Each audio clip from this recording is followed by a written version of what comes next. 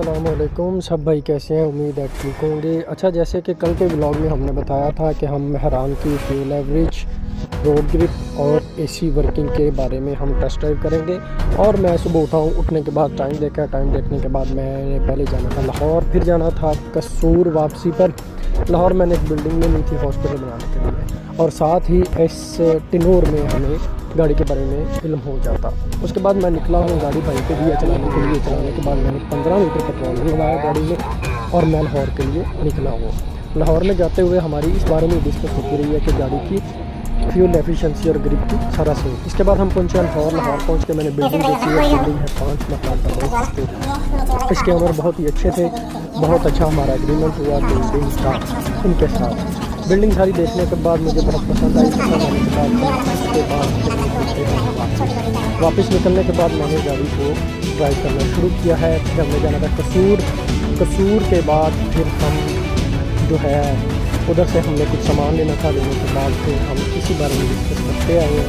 उसके बाद गाड़ी मैंने दी अपने भाई को कि वही गाड़ी अब तुम चलाओ, मैं थक गया हूँ। उसके बाद मैंने गाड़ी भाई को देने के बाद मैं कैब वाली सीट पे मैं बैठ के बैठ गया हूँ और मेरी नज़र जो मेल थी वो पेट्रोल पर ही थी।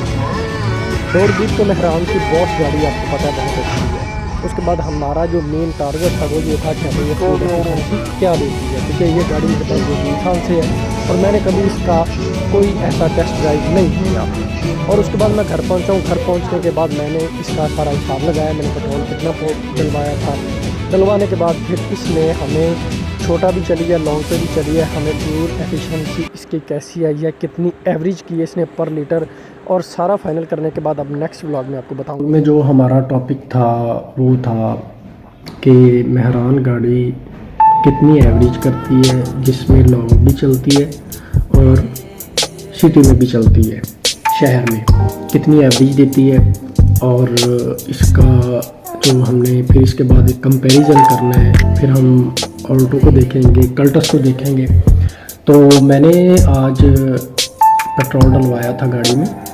मैं पहले लाहौर गया हूँ। लाहौर में भी सिटी में भी गाड़ी ड्राइव होती रही है, ठीक है। फिर वापस कसूर से फिर तलवंडी, ठीक है। तो फिर मैंने हिसाब लगाया था कि इसने कितनी एवरेज पर लीटर की थी विद एसी मैंने बंद नहीं किया था, ठीक है। इस गाड़ी की एवरेज निकली है 17 पर लीटर, यानी कि 1 लीटर से 17 किलोमीटर, ठीक है। इसमें गाड़ी छोटी छोटी भी चली थी, लॉन्ग भी चली थी, ठीक है। यानी कि छोटी छोटी मतलब छोटे गियर में शहर में भी चली थी। इसने 17 की एवरेज दी है पर litre with AC. For example अगर हम एसी ना चलाएं, गाड़ी बगैर एसी के चले, तो ये 18-19 मॉडल गाड़ी जो है इतनी एवरेज कर जाती है 18-19 जो है किलोमीटर पर लीटर के साथ, ठीक है। लेकिन इसमें शर्त यह है कि गाड़ी एक तो होनी चाहिए इंजन वाइज बहुत अच्छी होनी चाहिए गाड़ी, ठीक है। तो इसमें ये होता है कि जो पुराने मॉडल की मेहरान है 7, 8, 9, 10 मॉडल, ठीक है। कुछ लोग होते हैं जिनके पास 19 मॉडल की भी गाड़ियाँ, लेकिन उसका इंजन भी ख़त्म होता है, गाड़ी की हिफाजत नहीं होती, उनकी बात नहीं मैं कर रहा।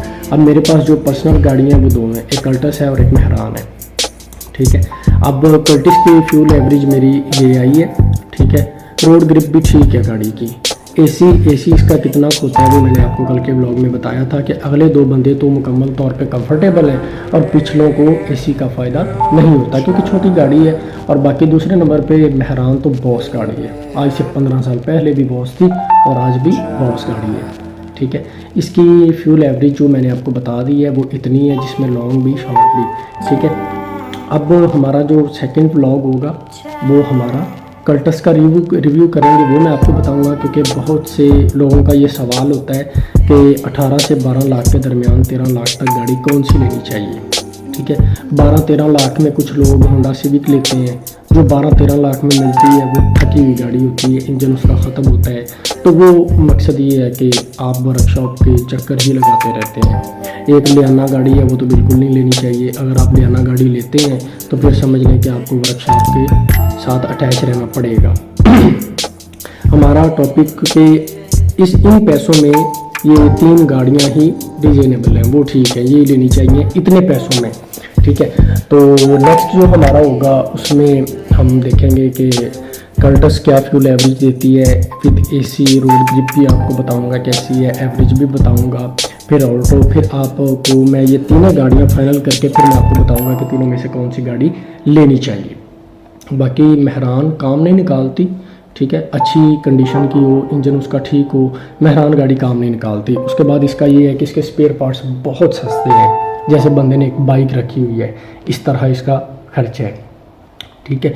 तो इनमें से कौन सी गाड़ी लेनी चाहिए, ये सवाल बहुत होते हैं और बहुत से लोग इन तीन सवालात में ही यानी कि बड़ा डबल माइंडेड रहते हैं कि कौन सी गाड़ी लेनी चाहिए।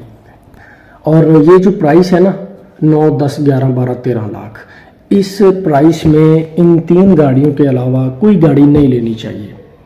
एक वो प्रिंस पर्ल है, वो इतने पैसों में मिल जाती है, वो तो ऐसे है कि आपने अपने पैसे ज़ाया करने हैं। वो यूनाइटेड ब्रावो है चाइना की, वो भी आप अपने पैसे ज़ाया करने की।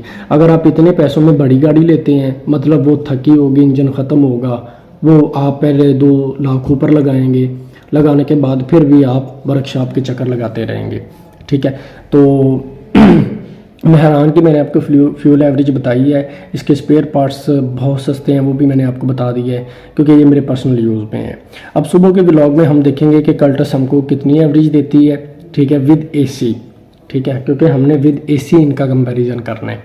और उसके बाद उसके स्पेयर पार्ट्स कैसे हैं वो भी बताऊँगा, ठीक है, वो काम निकालती है अच्छी हो या नहीं वो भी आपको बताऊँगा। तो अब मिलते हैं सुबह के व्लॉग में कल्टस के रिव्यू के साथ, ठीक है। तो बाकी आपको गाड़ियों के मुतालिक हर तरह की इन्फॉर्मेशन जैसी चाहिए वो मैं दूंगा आपको।